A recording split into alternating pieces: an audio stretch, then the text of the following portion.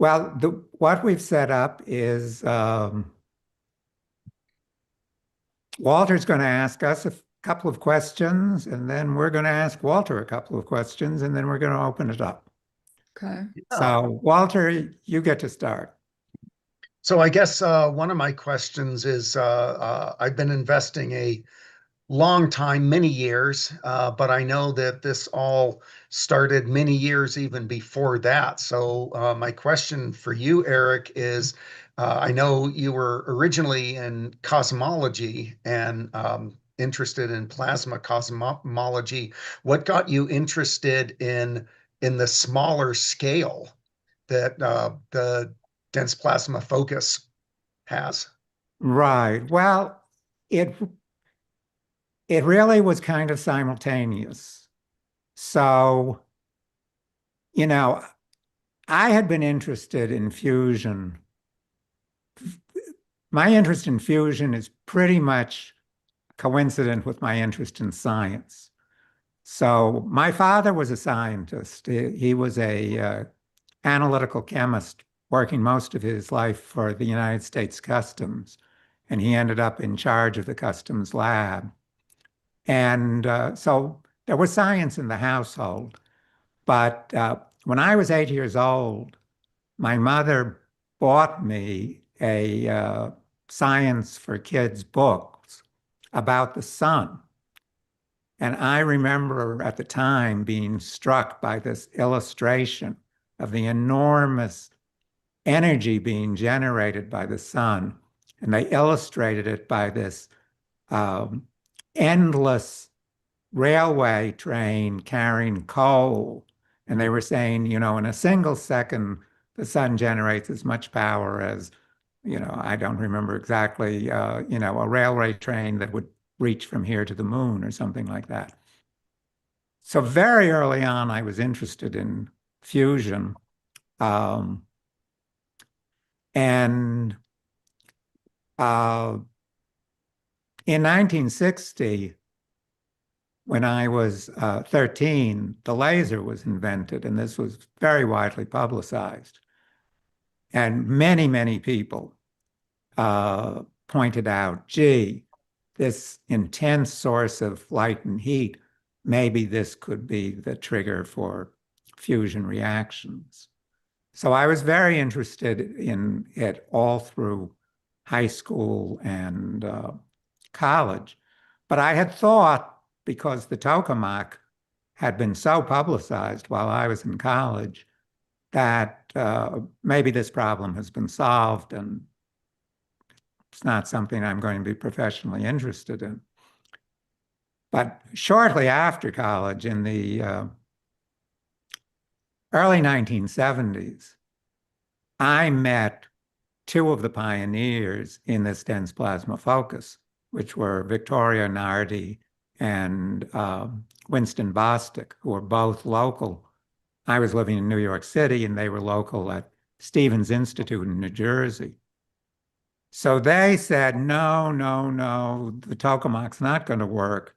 And this is a very interesting device because, and many of you have heard us say this as a slogan, because we use the instabilities, we don't try and fight them. So I got interested in that. I'd long been interested in astronomy. And basically, in the late 1970s, I started to think about the tiny plasmoid in the DPF, which I was by then pretty familiar with, as a model for quasars, which had just been discovered to be emitting these huge beams.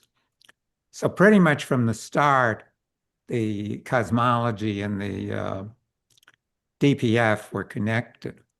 So that's really the start of my professional research, was back in 1980, and I started publishing in both fields in the 1980s. So another question, do you all have a succession plan? There's no problem if we get to uh, net production of uh, energy in 2 years, but what about 5 or 10 years? We have a continuity plan for the research? Well, in formal terms, the leadership of the company, if something happens to me, goes to Ivy. Obviously, we're a very tiny team.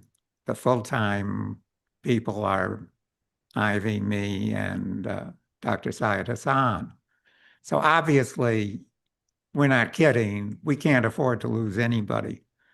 We don't really think it's going to be another 5 years. I know that we have in the past, like many other people in the fusion field, been overly optimistic, but we now are working with our final fuel with hydrogen boron. And I'm pretty optimistic that, this will be the year we reach net energy. And once we reach net energy, we are going to transition, given funding, to a much larger project with, 100, 150 researchers, where the leadership will really be in a team of engineers. Obviously, we'll still be contributing. So the question of succession will be much less vital. But fortunately, we're all in good health right now. So I think that uh, the risks that one of us is going to drop dead before we get to net energy is pretty small. It's the greater risk is that we, you know, make some detour, uh, and I don't think that that's going to be happening. I just want to say I'm so glad to finally meet you, Walter. I've never actually seen you. I know we've been working together for almost 7 years, as far as I remember. So pleased to see you finally. So, Walter, I have a question for you, which is pretty similar. Um, when did you first invest and why? Walter is Okay, yeah. So I think it was something around 2012. My wife and I went to a Mars Society meeting, and one of your collaborators, I think named Derek, I might have that wrong by this time, No, that's right. gave a fascinating hour-long talk about the DPF, and I took him to lunch afterwards to um, pick his mind more about it because I'm in a very amateur way interested in physics. Um, and everything he said was very exciting, and it led me to um, read some of what you had published on the DPF. And I invested for three reasons. First of all, if you get to where we can produce electricity from fusion, obviously it's a huge return on investment, but also just as far as supporting basic scientific research, I feel like this is important and interesting. And the last reason was that unlike many startups, um, you had a plan B, which involved using the DPF as a X-ray generator for examining infrastructure, which in and of itself would be huge and certainly would produce a return on investment. Um, and I've been following your progress. And the most exciting thing, of course, is when you um, are able to confirm one of the predictions that's come from your theory about how the DPF works, because that really supports the validity of the theory. And when was your last investment? And why are you still investing? Oh, well, it was just recently $780 more to push you over, I think, the $250,000 mark. So I invested a few hours before midnight. I've forgotten what it was, just for the fun of helping you reach that goal. And the continued investment is, I feel good about because of your continued progress. So many startups, they talk a big line, they show you a bunch of plans that they have, but over the course of 2 or 3 years, they don't really make any concrete progress, although they continue to raise investments, but it doesn't really seem to move them closer to their goal. And LPP has dribbled out over the years a steady stream of progress, additional published papers, and it's clear to me that you're really heading, incremental though it is, towards a conclusion here.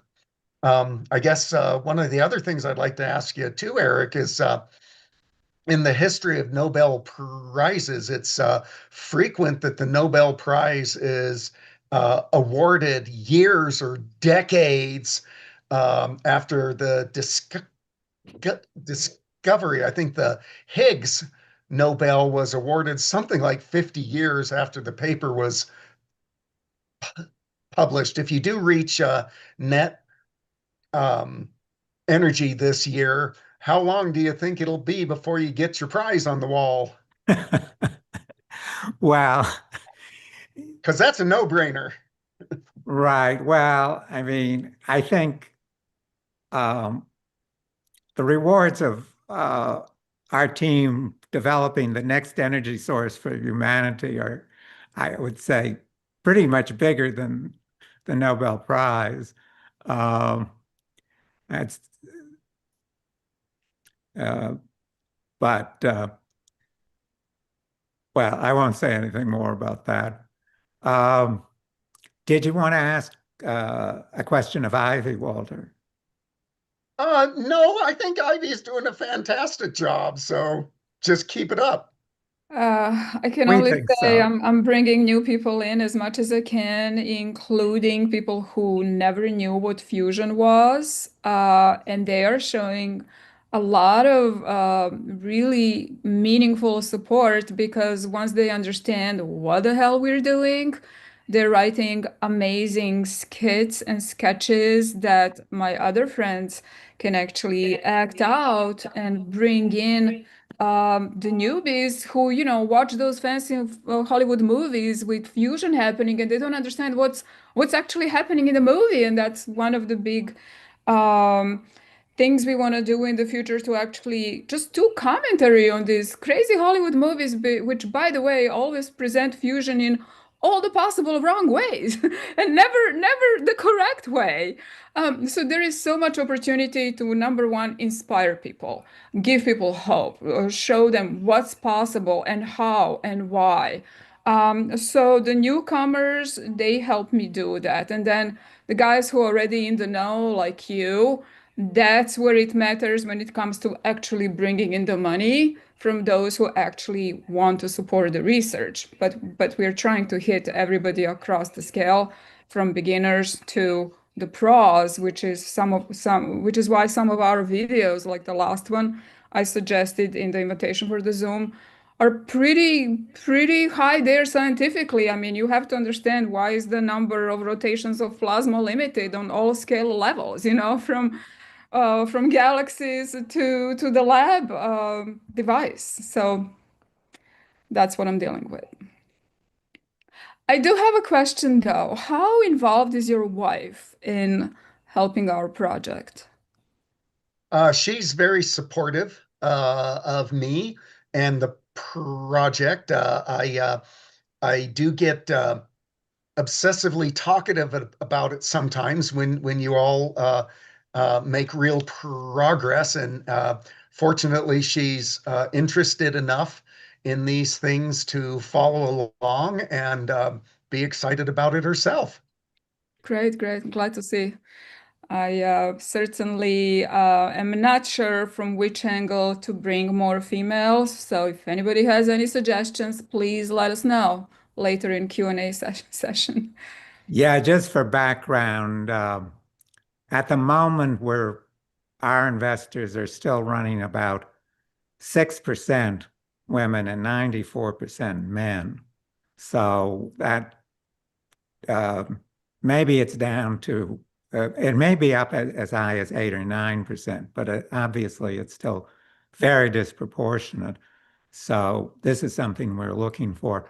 Um, Ivy, was Sam going to be ready for a brief comment on? Okay, yeah. So one of the things we want to let everybody know is that one of our biggest fans, 29-year-old New Yorker, has been helping us. Actually, he's been subbing me on Fridays, starting sometime last year. He's been helping in the lab, but he's also a web designer. And as I said, he's a fan and he actually understands everything we do. So he came up with a big new thing, which he calls Billionaire's Hope. What is it? Let me put him on the screen and then he can tell us more. Okay, let's unmute Sam. Sam, you can unmute yourself. And let's see. Gladden, let him get on the screen. Hi, everyone. Hi. I'm Sam. Nice to meet you. Hi. We don't see you. We just see your picture. I don't think I'm allowed to turn on my video. Oh, hi. yeah, there I go. Hi. Hello, everyone. I'm Sam. Yeah, well, yeah, so I've been working with LPP for a few years now, kind of doing a little bit of everything, helping in the lab, helping with the site. And then, importantly, on this topic, like on outreach, and we're thinking about new ways to branch out into new audiences because I think we have a strong core audience. Like everyone on this call, a lot of people on the YouTube, but there's so many more people that we could be reaching. There's a lot of people who fusion is kind of an unfamiliar and intimidating topic for. I mean, I think even science in general is an intimidating topic for a lot of people. But we believe that the work that we're doing is, I mean, incredibly important and incredibly relevant to the world today and to kind of moving humanity forward.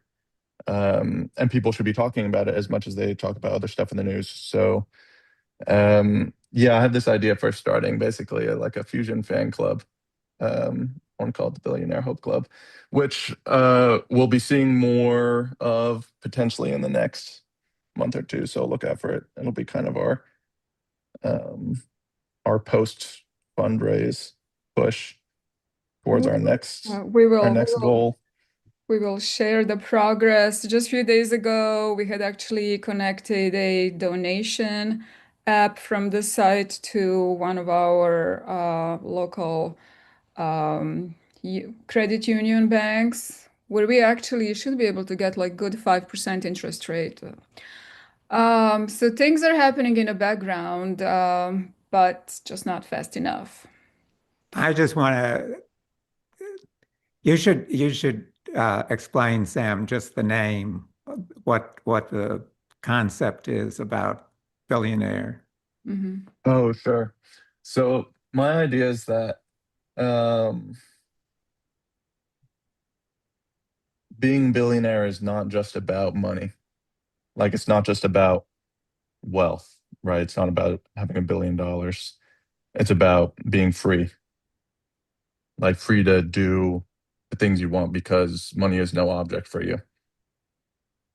So what if you could have that freedom without needing $1 billion? What if you could have it just by things being affordable in life, by energy being so cheap that it makes everything else so cheap that we don't have to work as much, you don't need as much money to get by and do the things you love. So you experience that same kind of like billionaire freedom, but through the power of our technology. Right. Yeah. That's great.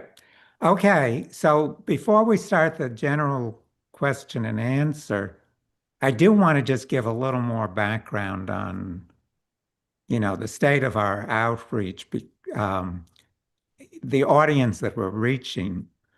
So, for people who are not on WeFunder, many of you are not, we are just approaching $400,000. Our goal is 500,000. We may or may not reach that because we've only got 5 days left, but we've gotten that from about 300 investors. Now, the other end of the funnel, we're reaching out to about 20,000 people on YouTube. So that's our biggest audience. Those are the followers of our channel. And the followers on WeFunder are about 4,000. And of those, about 2,200 are investors. Now, so obviously, of those audiences, only a small fraction have invested this year. So part of our effort is how to convince people to invest. And that's sort of what I'd like maybe some of the questions to address is what does it take to convince any of you to invest right now? Because that's one of the things we're curious about. So, any further comments, Walter or Ivy? Yeah, I think maybe Hugh wants to tell us a little bit about his sketch that he wrote because I think he hit a lot of connecting points. So let's hear from Hugh about how he got to write his funny skit, which we will share. Right now, it's still in production. We got the latest script with prompts for AI, if I ever get to do that, since we can't afford the actual actors. Okay, so ask to unmute Hugh.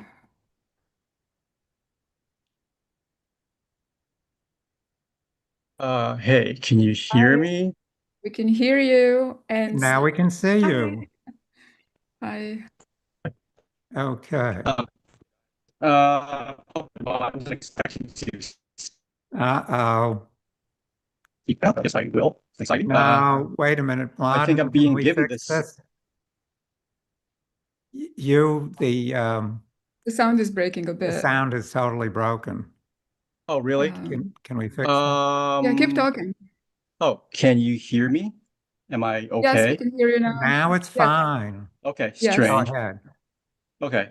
Yeah, so I wasn't expecting to speak right now at all. I just wore this tie just in case you put me on the spot, so I'm glad that I wore the tie. But thanks, Ivy, for introducing me. I think I'm being handed this grenade right now to speak because I'm the newest person here. And honestly, the least technical when it comes to fusion. So I do consider this a form of hazing, by the way, that you're giving me this right now to speak. Um, so usually that kind of like that lack of knowledge, that's not something that I brag about, but I think in this case, it gives me, the advantage of being close to the audience of the target audience. It gives me the advantage of being able to see fusion the way that most people would, and I think that's a gap that we need to close.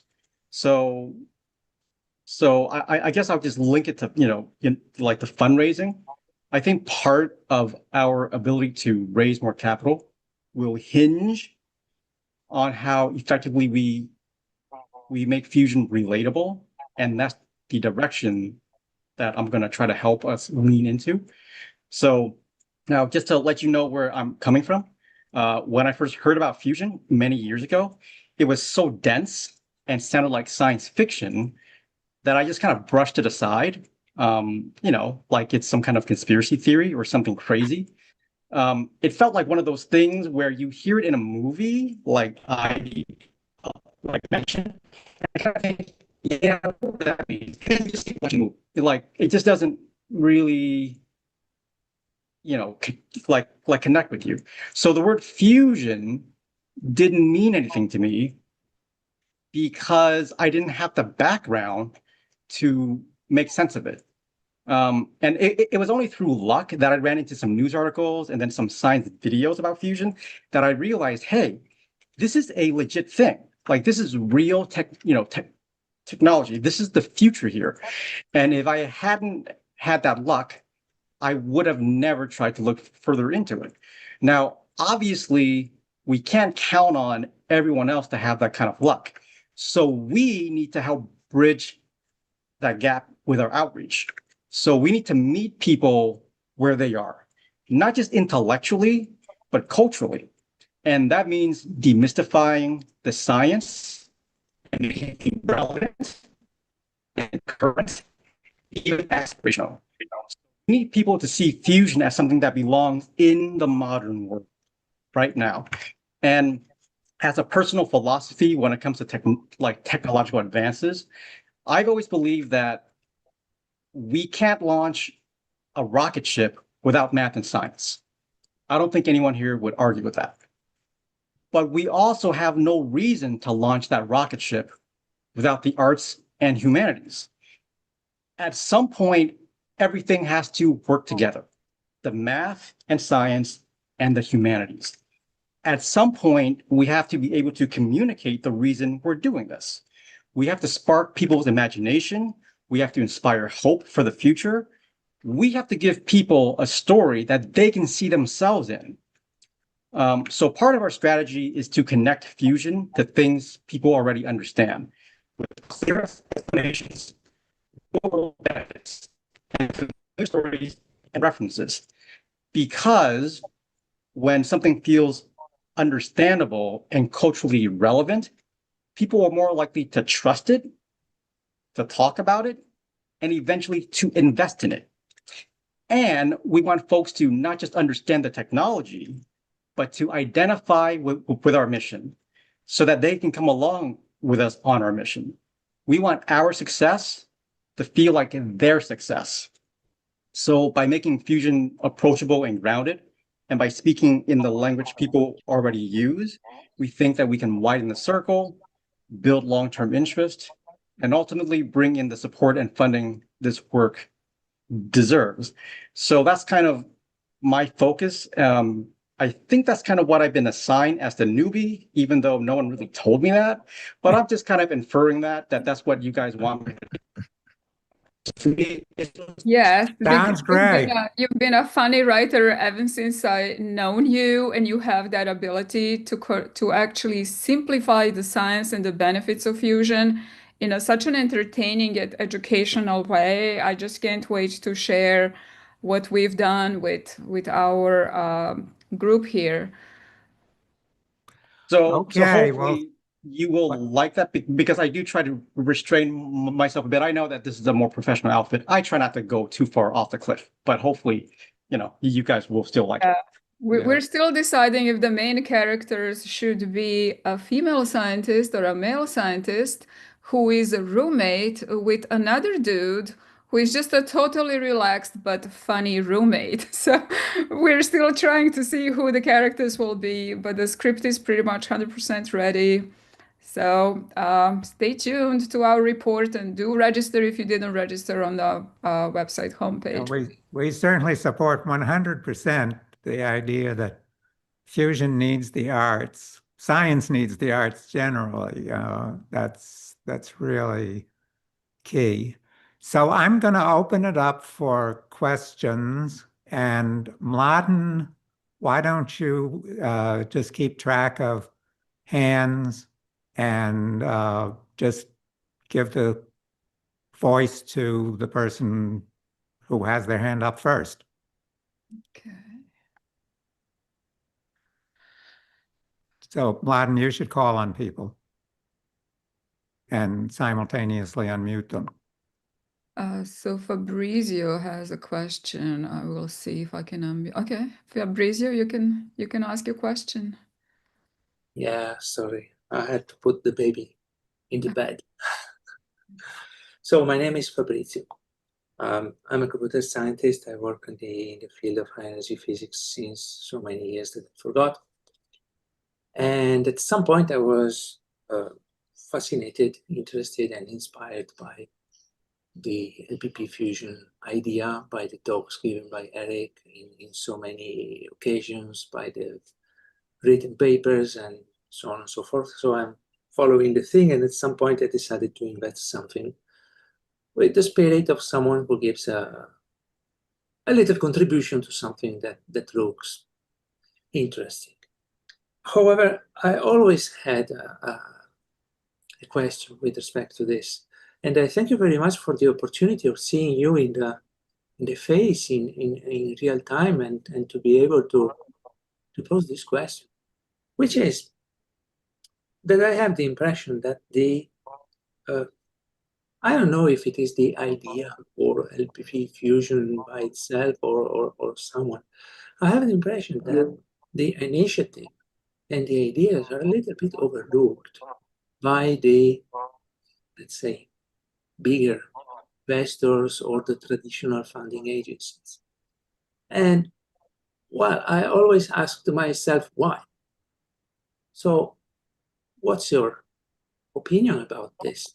Well, you can also deny, you can tell me, no, it's not true. I mean, of course, I can be wrong. This is just my impression. But anyway, the question remains. So what's your point about it? Right. Well, it's a good question. I mean, to rephrase it is, why don't we have big investors? Why don't we have billionaires in the terms of the dollar sign billionaires backing us while other fusion companies do? So let me start with some of my experience when at an earlier stage, when we were just setting the company in motion in the early part of the century, I actually was introduced to quite a number of people who were really high wealth individuals. I don't know whether any of them back then was actually a billionaire, but probably most of them are billionaires today. But they were certainly people who could have written a check for the entire project and treated it the way I would treat, oh, can you buy me a cup of coffee? And we didn't get a red cent from any of them. I never made an exact count, but I'd estimate there were about 24 of them that I talked to personally. Well, from those conversations, it was very clear that there were two big reasons why they weren't investing. One was they wanted control. Most of these guys, what they get out of their wealth is not necessarily what Sam's talking about. Maybe that's part of it, but what they really get out of it is a sense of power. And they like to control. They basically take it as a key criterion that they control the investment. And we've never said that that can happen. I In mean, fact, we have refused millions and millions of dollars over the years because we had so many people offer that. And every time we tell them they cannot have the control, every time after we lose weeks and months on them, they still come back with, oh, but we want the control. right, right. As Ivy says, once we set up the company, it made it clear that I couldn't even overrule the idea that me as the scientist has the controlling shares because it's built into the shareholders agreement that all of you who have invested have signed. I can only transfer the voting shares by my will. So that was one big problem. And I still think that that's the biggest. The other was many of them invest in things where they are certain they can get a return. So many of them, I remember one particularly from Italy. We were at a very nice banquet, seafood buffet outdoors.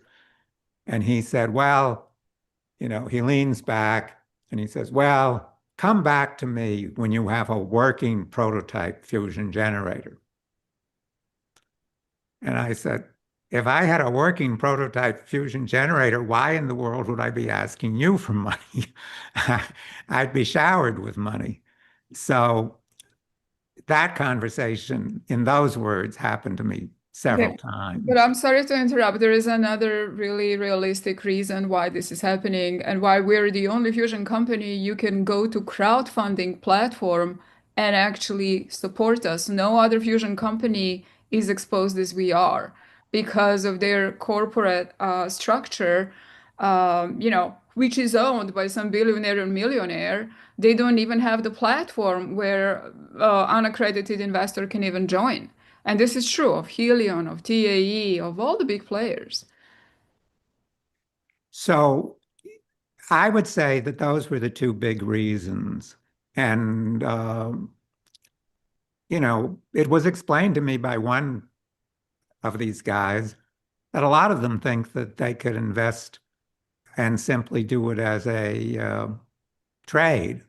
We can get into, with another question, the recent Trump acquisition of TAE. But a lot of financial advisors said that that didn't indicate any particular interest in fusion.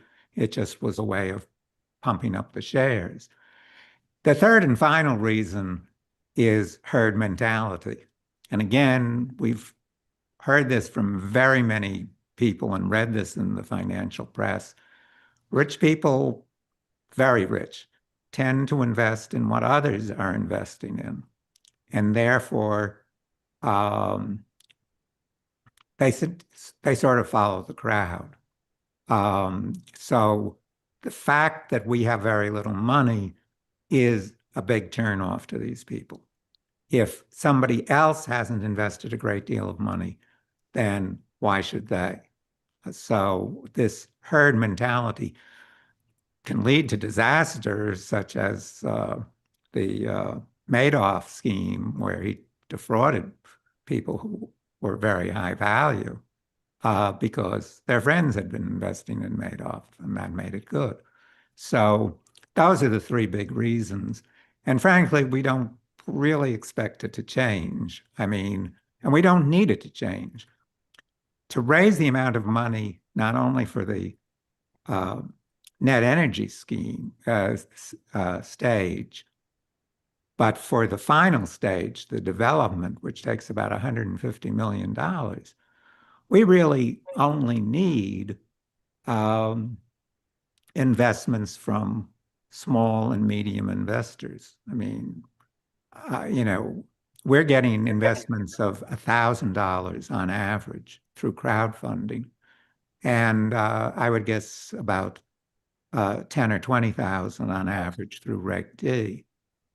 Well, you run the numbers and, 10,000 investors would get us to the amount of money we need to become a profitable company with a proven product.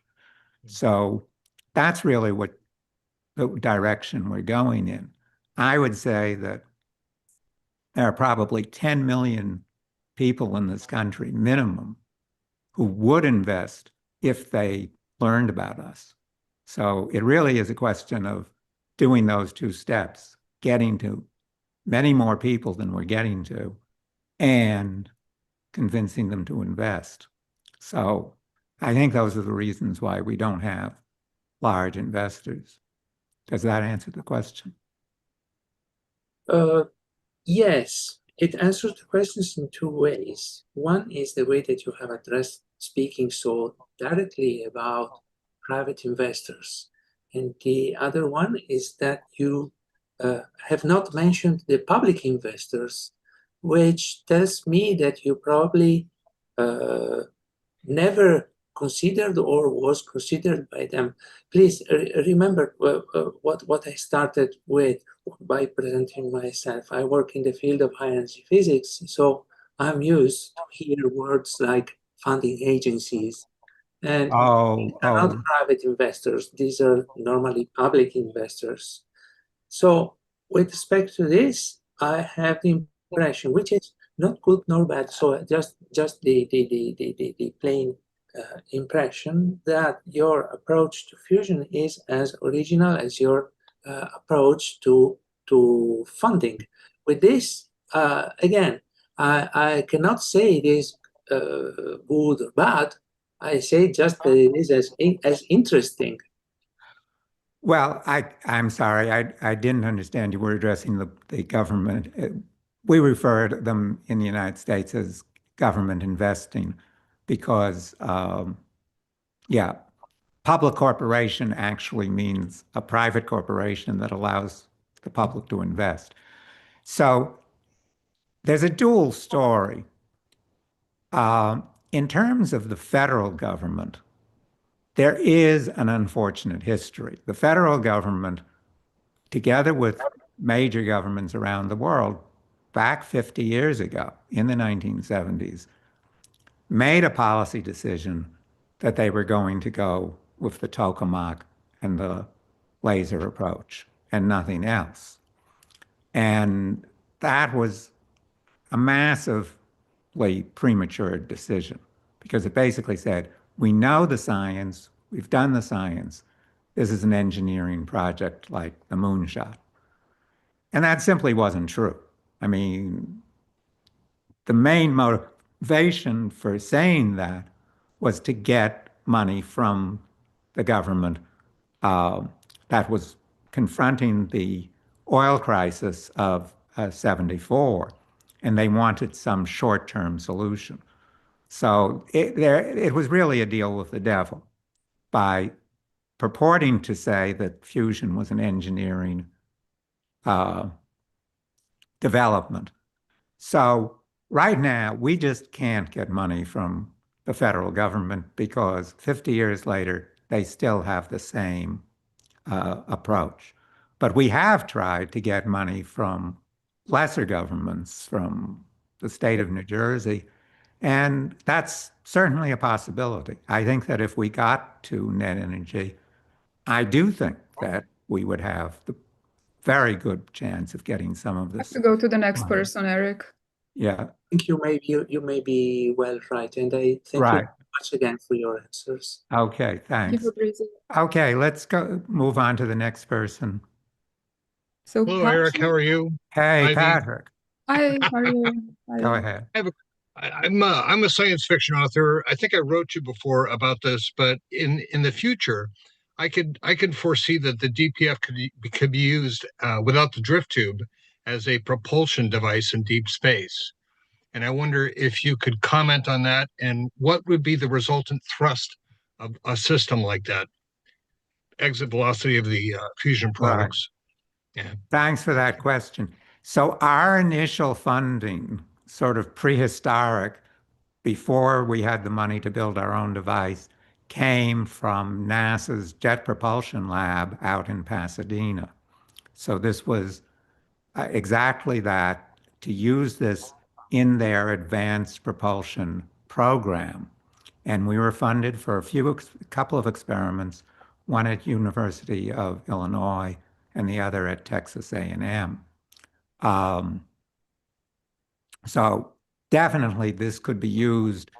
We figured this could be used to get a mission to Mars in 2 weeks, not a year, but 2 weeks. And you could send probes zipping around the solar system. I think it would be about a month to get to Jupiter. Basically, as you say, we would put the beam out the back end, and you could get significant thrust that way. If you needed more thrust, you could actually use the beam to accelerate a greater mass of material. But instead of having these huge rockets, I mean, an existing chemical rocket has a mass to payload ratio of about 100 to 1. With a DPF fusion rocket, the ratio would be about 1 to 1. So yeah, we definitely write this uh, into your science fiction. Again, this is another way of merging art with science. I'll send you the story. Yeah, Right. yeah, do. Please do. We're looking forward to it. Okay, well, thank you. And I got a comment here that I really appreciate the work that you guys are doing. I think that this is something that's going to lift everybody's boat. And I'm an investor, and I'll invest again. And if my business ever gets sold, I'll be back. Great, So, thanks. good Thank day. you. Thank you. We appreciate it. Okay, thank you very much. Next question. So there were some questions on YouTube. I'm trying to see.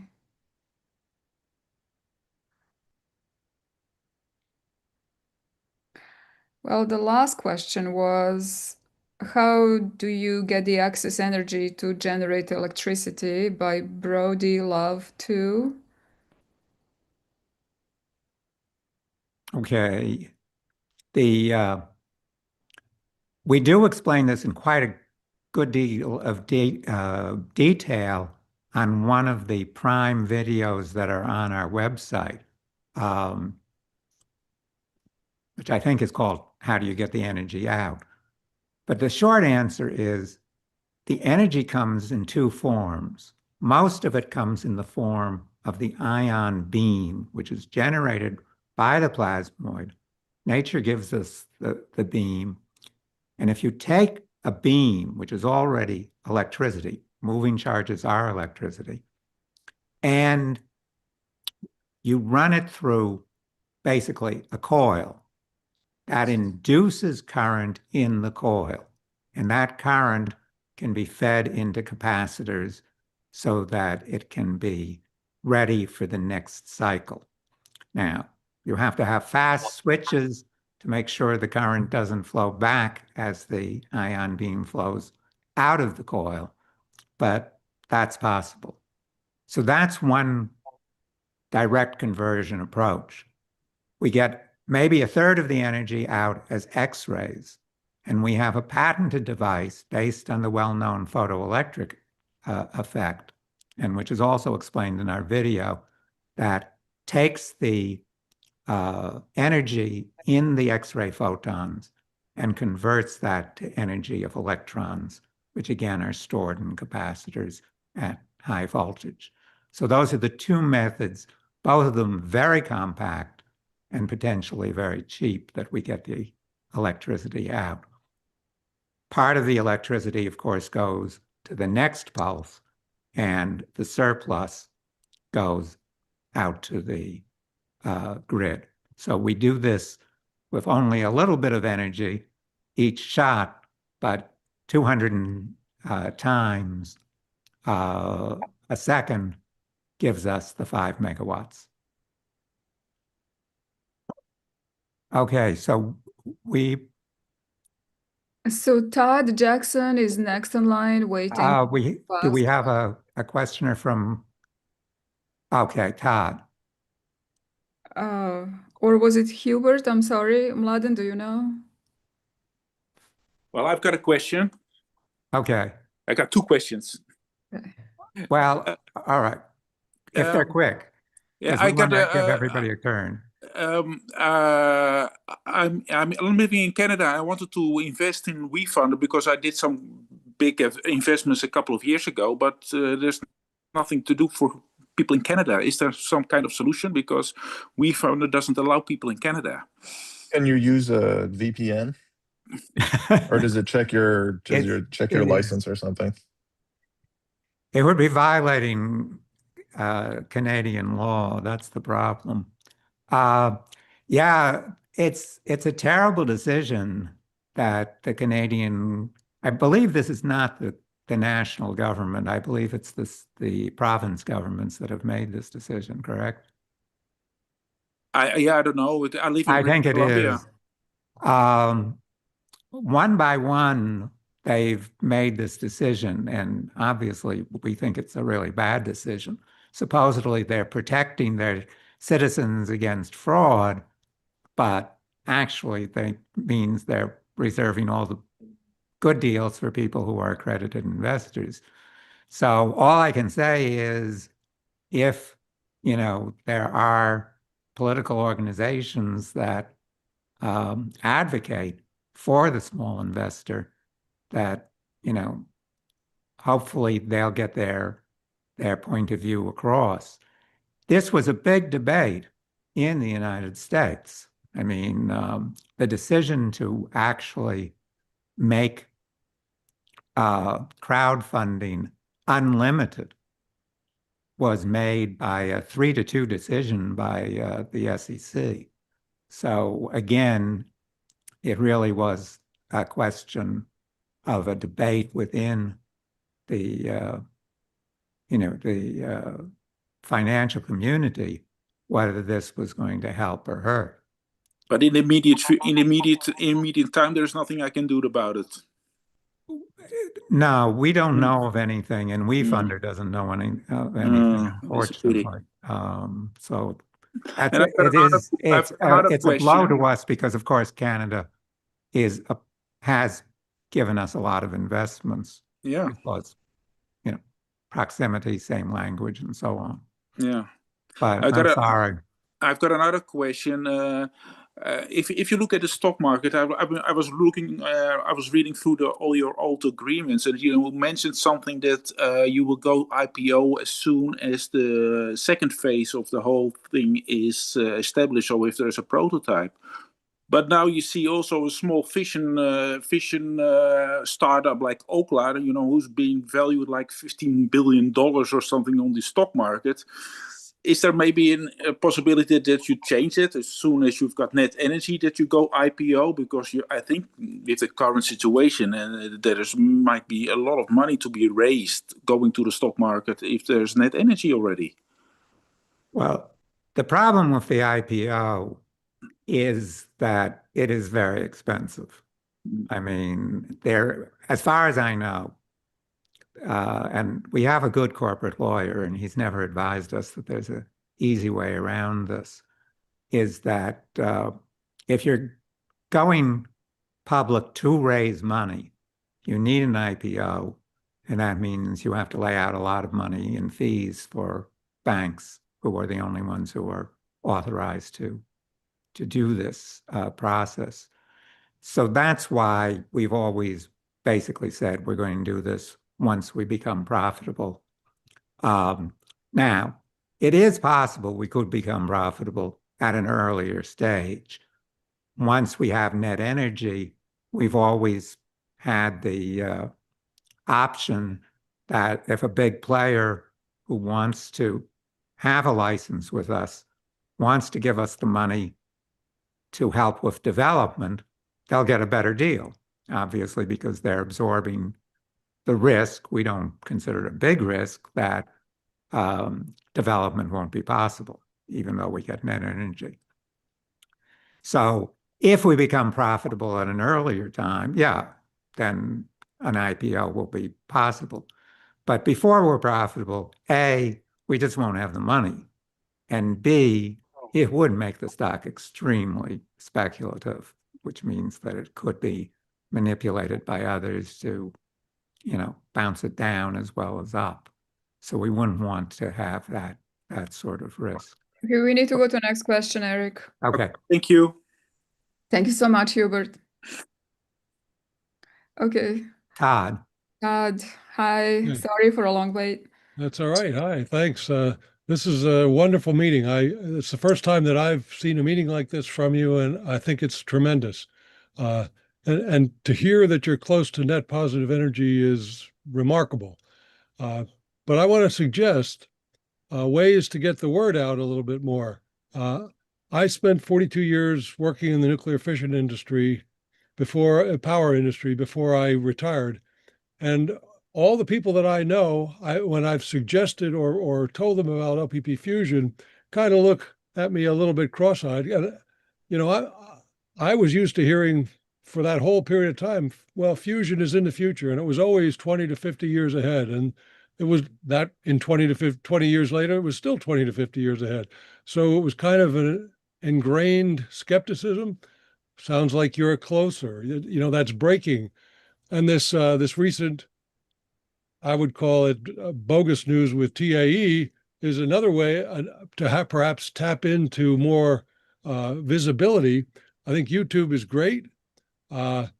but I'd like to be able to grab something, and I've tried with people who I know are scientific and engineering oriented in the fission industry, and they just don't seem to really latch on. And I think you have a good message. I think it really is a great message. Yeah. So if when you said it's possible this year, you really got my attention. And if I can go and talk to people about that, there's really a hook, I think, now that you haven't had in the past. So I'm optimistic. This kind of a meeting is wonderful. I'm a scientific and engineering person oriented to that. I also wanted to put a little bit of my money toward put money where my mouth is. That's what I wanted to say. So that's why you have me. And I think it's really promising. And I wish you success. I mean, I think you're going to have success. I just hope that it's enough and funding is enough.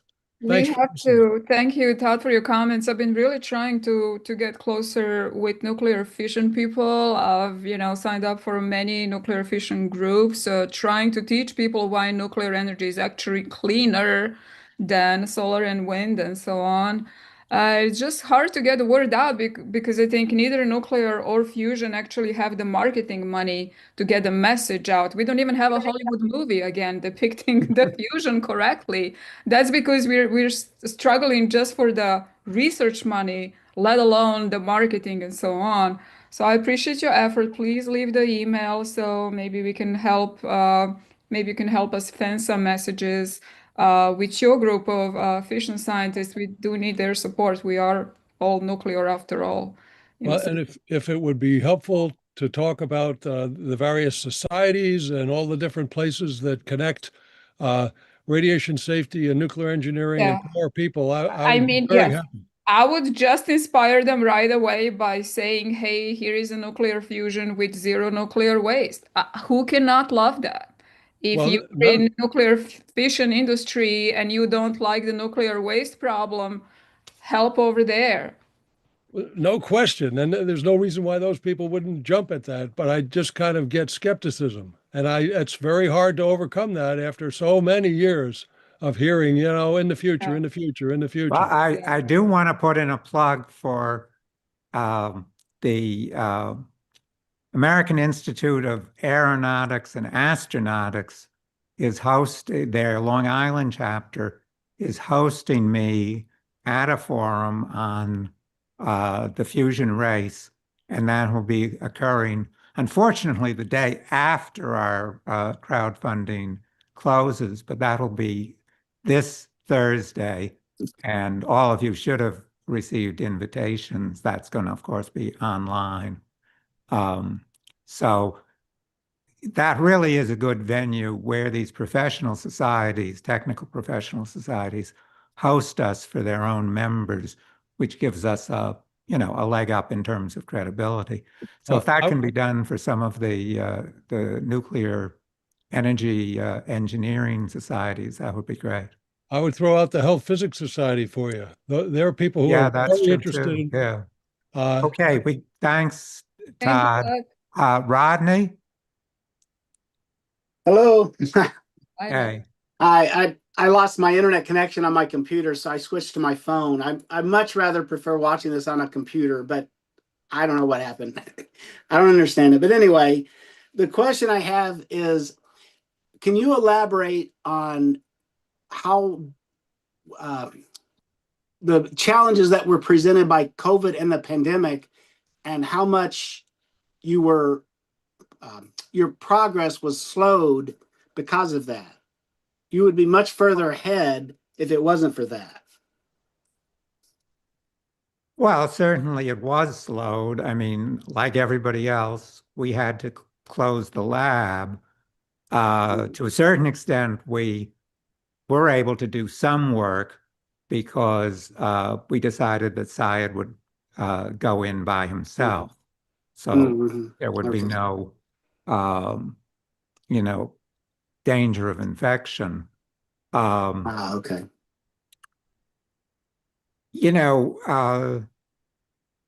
Obviously it was a setback, as it was. I mean, unfortunately, the damage done by the pandemic is still coming out. I mean, both in Mhm.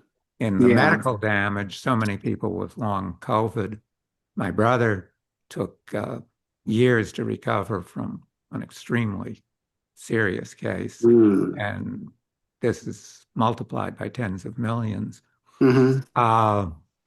And it really hurt the connectivity of the entire society. So certainly it did slow us down. I mean, the Mhm. other thing I might add that is slowing us down is the general um, de-evolution of the industrial sector in the United States. Mhm. Um, I mean, we decided on what we needed to do for this new anode back in September, and here it is arriving in January.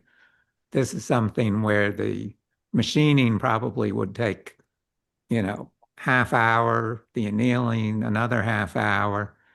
This part has been sitting on two lines for months because there is no longer the capacity that this Mhm. country used to have for dealing with high technology. So Hmm. this is the other thing that is outside our control, as COVID was, is this disinvestment. Mhm. We are, you know, yeah, so definitely it has slowed us down. Um, on the bright side, we're definitely moving faster this past year, and I think we've pretty much fully recovered from those delays. Next question. Thanks, Rodney. Mhm. Thanks. Thank you. Mhm.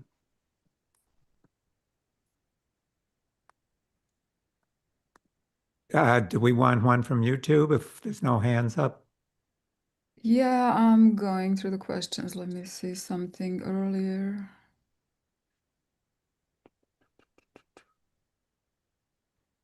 By the way, while Ivy's looking, I will comment that we definitely are going to try and do more of these events. This is our annual shareholders meeting, but it probably would be good to get these open public meetings done on a quarterly basis.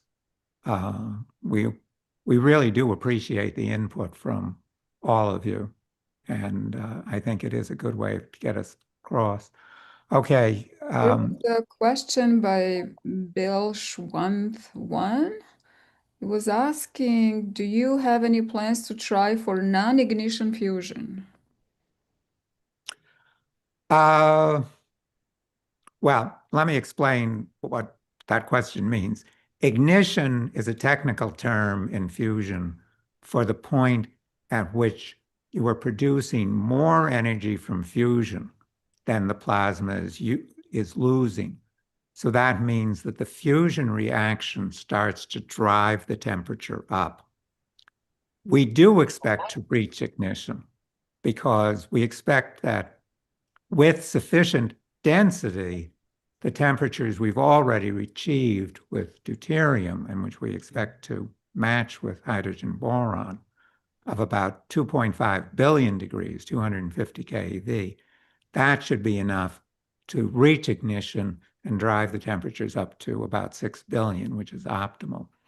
So at the moment, the answer is we don't think that we would have to look at non-ignition where, we're continuously pouring energy in and still getting at least net energy out. So at the moment, we don't see any reason why we shouldn't reach ignition. Thomas is next, I believe. Thomas? So when you get to the point where we're ready to license out the technology for other people to do the manufacturing, you talked about the disinvestment in manufacturing. So are there companies, and what are they, that would have the capacity to manufacture reactors using our technology? Well, certainly worldwide there are. I mean, most countries still have power generation that is basically public government. So, authorities like the Chinese Electricity Authority, the French Electricity Authority, those are big, deep-pocketed organizations that could mobilize industrial investment on a very quick basis. In the United States, yeah, I mean, it will be a political battle because you need something, you need a governmental entity to kick this off. If the federal government doesn't, and we hope that the political situation will change, a consortium of states might be able to do that. The government definitely can mobilize the resources. The moment the resources in the United States are basically concentrated in the aerospace defense industry. So some of those resources that are now producing jet fighters would definitely have to be reallocated to produce fusion generators. But the technological capabilities are still there. It's really the governmental will that's needed. Okay, yeah, thank you, Thomas. Thomas, Philip Merillat is next. Yes. There's no necessity of an IPO in any time. So could you speak to that alternative of considering at what time you might fund through licensing and internal revenue rather than in an IPO? Well, I mean, an IPO has two purposes. One is obviously raising money, but the other is making the shares tradable so that all of you can achieve a financial reward and have an asset that is liquid. At the moment, your shares are not liquid. They can theoretically be sold to other investors, but as we've repeatedly said, we don't in any way guarantee that as a liquid source of liquidity in the present. So if we did decide, gee, we have enough capital from licensing and so on, we don't need more capital from the market, there is a financial route to marketing putting the shares on a general market without raising money. I frankly forget the name of that financial package, but it is possible. And then, of course, we would avoid the costs of the IPO if you're not raising money with you're just allowing the shares to trade that have already been sold to trade, then that does tend to be a cheaper option.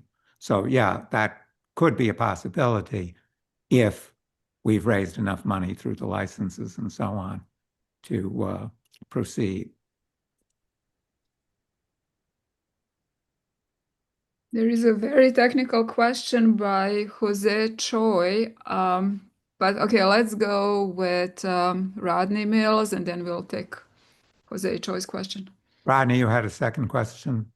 Well, it's not so much a question. It's just that I know of someone, an acquaintance of mine, we're kind of like friends. He says he will not invest in anything, whether it's a company stock project or whatever, that he does not understand. And I've told him about your website. I told him, okay, there's a ton of information. There's a lot of videos. You can learn about it. And it's explained in such a way that someone who does not who's not a scientist, who doesn't know about fusion, it's explained in layman's terms, and not a lot of technical jargon. And so I don't know what else to tell. Rodney, this is exactly why Hugh was talking earlier. He is writing the script just for people like that, who Yeah. maybe don't have scientific background. This is going to be funny, educational, it's going to be entertaining, it's going to be shareable. It's going to meet these people at the level where they are. So Hmm. again, it's a challenge for our small team to make everything from the beginner explanation, introduction to the level that Eric is doing. So that is a challenge. Leave your email and we will send you the script. And then maybe you can start sending Okay. it to your friends so we can get some feedback perhaps. Okay. Yeah, I mean, it again comes back to what you were saying about the role of art. I mean, we're talking here about Hmm. people's fear of not understanding something and being made to feel dumb if they don't understand it. That's part of the Yeah. fear of mathematics, fear of science. It's it's really a big problem that's been created by the flaws in the educational system, Hmm. especially in the United States, but to a lesser extent in other parts of the industrialized world. So, art addresses the emotions and links the emotions to information. I mean, Hmm. you know, uh, Star Wars, people have pointed out, is not exactly science fiction. It's more space opera or science fantasy. But, you can see the power of John Williams' music in, Hmm. you know, making this a cultural icon. I mean, I don't think Hmm. Star Wars Hmm. would have ever succeeded without that music. And, Oh, that's yeah. what art can do. I mean, we'd love to get a theme song. Maybe Ivy can compose one for us, or maybe somebody else. But that, bridging this gap between people's education, which is very light on science, and what we can convey, which they really can understand, Hmm. that that is the role of art in gathering up the emotions and saying, Hmm. this is what you got to do. I think But sometimes there's a gap too, sorry, between um like getting think about coming at it from this artist standpoint. Like I know artists in my life who are just skeptical about technology in general. And if and I think a lot of them have an idea of what, like the better world can be and are trying to express towards that through their art. And they don't necessarily see this technology, like fusion technology, as something that can be a part of that story, Yeah. of how we get there. And so I think connecting those dots will be a huge unlock for us and for people for people to be able to see technology as like a good thing that can make life better and not as a thing that's just coming to replace us or take all of our jobs or be used to extract capital and make people rich. Right. Okay, next question. So there was this really technical question, but I don't know how you can answer that shortly. But basically, it was by Jose Choi. He says, "Can you explain how you envision the operation of the device in terms of the continuous plasmoid operation, given the much higher reaction temperatures required?" Could you read the last part again? Can you explain how you envision the operation of the device in terms of the continuous plasmid operation given the much higher reaction temperatures required? I know it Well, doesn't. I'm not sure I understand the question, but um, Okay, let's go to I next. think that what it is, I'll answer what I think it is, because it is an interesting point. The question is, this is a pulse device. The plasmoids exist only for billionths of a second, and the repetition rate is 200 times a second. So we pulse it, the device produces the energy, and then we wait until we pulse it again. So I think the question involves what happens to the device when all this energy is pulsing through it. Because, you know, we're once we get to a generator, we're going to be releasing 5 megawatts of energy and a comparable amount of waste heat in a very little zone. So we know that this is one of the big challenges for the engineering phase, but we are doing a little preliminary research on handling these challenges. Rudy Frisch, our mechanical engineer, I don't know whether Rudy's here today, he started a preliminary study with a sophisticated simulation of the cooling of the anode, because the anode is at the center of the device and it's going to get the most heat flow through it. So we're starting to look at these things. Our preliminary answer is that by pushing existing cooling technology to the limit, we will be able to get that energy out and keep the device at a reasonable temperature. But we know that this is one of the challenges of the engineering phase. That's what we're going to be spending part of that money on. There's a kind of related question in the YouTube from Jeffrey Dennison, which was about like how do you go about optimizing the anode design? Well, Jose Choi is in the he is in the Zoom meeting. Let's continue with Jose. Okay, go ahead, Jose. Hello. Can you hear me? Yes. Hi. Yeah. Sorry. Good afternoon over there. I mean, I work in Saudi Arabia, for the only oil company in here, basically, for quite a while, and I've been interested for many years in LPP fusion. The main reason for this is my father is a quantum physicist. I didn't go for physics because in my childhood, being a physicist would pay very little. But that was basically my motivation to get into engineering. I always read about this issue because my dad studied in the Soviet Union, and he was very familiar. He was lectured by Landau and the likes, and really, yeah. He's the main joke in the family is the professors used to knock his door because he was always falling asleep. It was very cold for him. My dad is a Chinaman from essentially he was raised in Venezuela. My grandfather basically emigrated from China to the United States and then to Venezuela in the oil boom of the 30s. So, but anyway, apart from that, I mean, I have many questions. I just put a couple of there. I mean, it's true what you're saying. I mean, I understand that the device design is for a pulsating reaction that my understanding is that you are expecting to capture the X-rays and convert that into direct into electricity, which is a similar concept to TIE and 3-alpha and these guys that they also basically have a similar sort of proposition.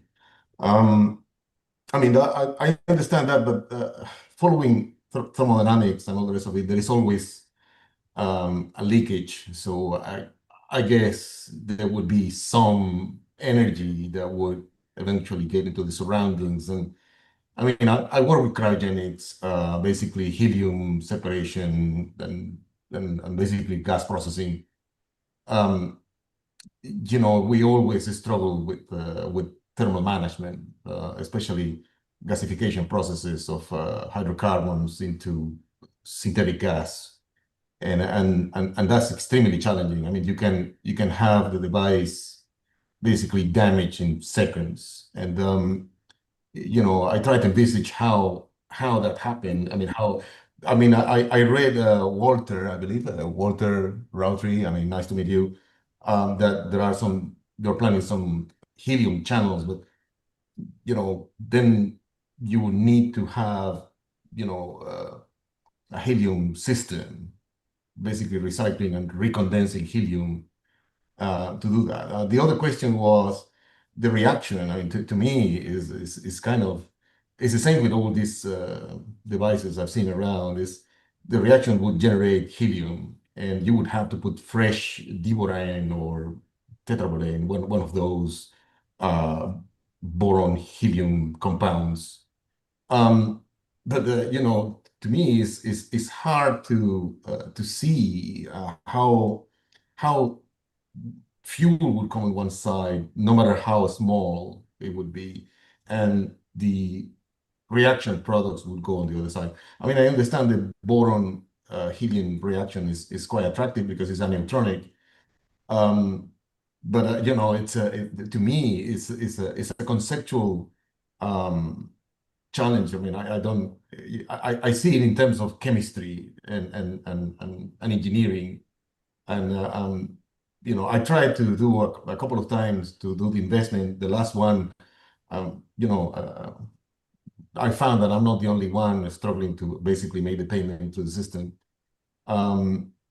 So if you can just on a broad way to say how how you envision that, because I mean it's true the diborane or tetraborane will be there kind of thing in the chamber, but you have to put fresh load every now and then, right? And you have to remove Well, so yeah, I mean, the two questions, as I say, with cooling, we're talking about compressed helium. We're not talking about supercooled helium. So we're not talking about a cryogenic. We're talking about compressed helium. The reason we're using helium is that helium will not, because it has a low charge on the nuclei, it won't absorb a lot of X-rays itself. So we're talking about cooling the beryllium to about 700 C. So the beryllium's still going to be warm, but at 700 C, it's not going to be evaporating. And the plasma in the background within the chamber as a whole will be about 2000 C, which is comparable to what you're looking at in a jet engine. So it's at the outer envelope of present day technology, but we don't think it'll be beyond. But we're not going to have anything cryogenic. So that's one point. And we do envision leaking the fuel in continuously as a gas into the chamber. And the helium will be coming out in the beam. So after the beam is slowed down, the helium will be located at the end of the drift tube and will just be accumulated and gradually leaked out. Obviously, we're not going to be producing a lot of helium because we're only, a machine will use 5 kilograms of fuel in a year. So each machine will be just producing a little helium. So that's what's going to be happening. But the Okay, fuel will be leaked in we gotta continuously. move. It's been an hour and a half, so let's wrap up. We have Okay, well, Rodney. any have last Rodney urgent again. questions? Yes, we have Rodney and Philip, and that's about it. Okay, we'll take Rodney and Philip quick questions and then we'll sign off. Okay, it's not a question. It's I just wanted to say that since I invested in LPP Fusion in 2019, I believe, I've talked to several people and I tell them I invested in LPP Fusion. And of course, they don't know about your company. And they ask, what's that? What do they do? And I didn't know what to tell them. And I would tell them, well, they do this. And after maybe 2 or 3 minutes, they've lost interest or whatever. So now I have my 30-second elevator pitch. I can tell them it's nuclear power without nuclear waste. Do not mention nuclear. Everybody runs for the hill. Even politicians agreed to just call it fusion, especially in our aneutronic fusion case, which again means no nuclear waste. So what you want to tell them is that they're making a fusion generator, which can produce millions of times more energy than oil or gas with zero nuclear waste and zero pollution. That's 20 cents. And for a Okay. tenth of the The cost. benefits of fusion is where the real beauty is. So the money saved on the oil, on the pollution we get from, the air and the oil spills and whatnot, the medical expenses for, all kinds of problems from pollution. That in itself can save us trillions of dollars that currently go to oil subsidies. And these trillions of dollars could be repurposed for everything we want: cheap rent, cheap housing, cheap schooling, cheap healthcare. That's the pitch. Or So another it's very short pitch, which I use when people ask me, what do I do? Is, well, this is a company that's going to, if it succeeds, it'll drive oil and gas companies out of business with cheap, clean, safe, unlimited, decentralized energy, which is less than 30 seconds. Yeah. Okay. Last question, because we need to wind up. Philip, Could you tell us about your patents and some prospective ones, future? well, we don't want to tell people what those patents are because we haven't patented them yet. But we are working right now on 2 patents applications. Again, we need money. We're going, the patents take a lot of fees.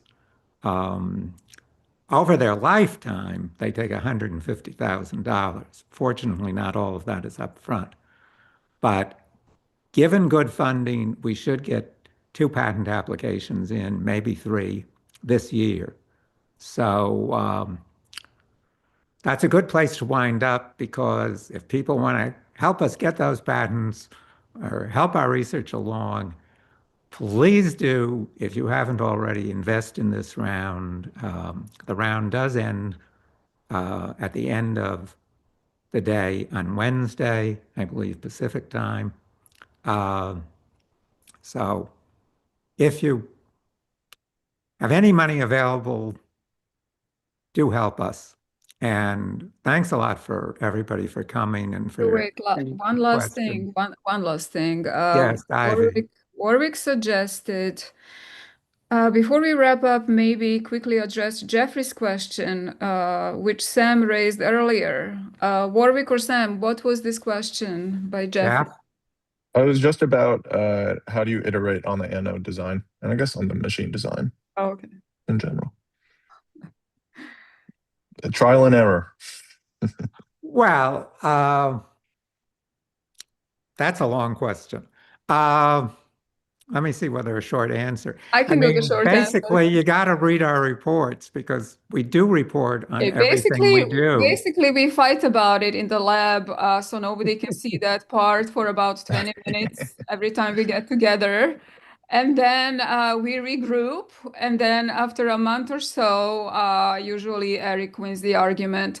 However, there is a new way of making these anodes, so they don't make them from the one piece anymore. Now we signed up for the one made of the dust. So we have to talk to manufacturer to see could they really reuse the old anode and dust it. We don't know. This is a whole new thing.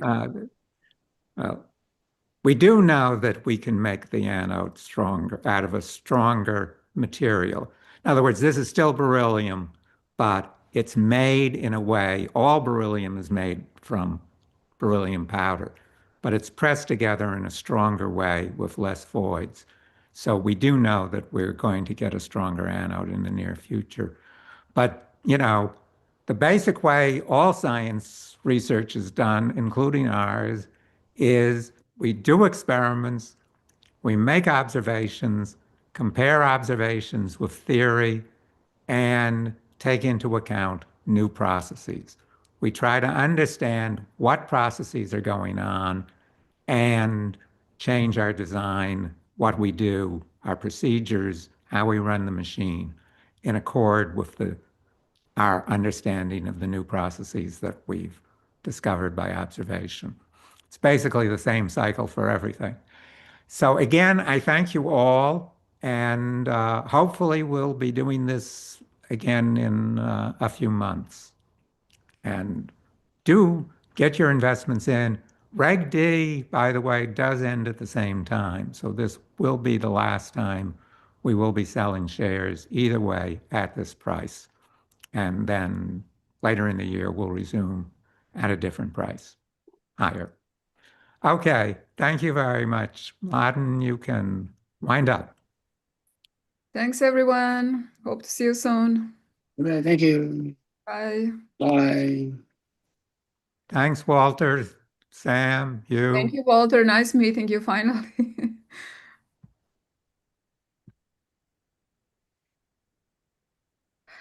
I don't know if we should leave this on for a minute for all of the chat because I think it gets lost. No, Ivy, it's downloaded.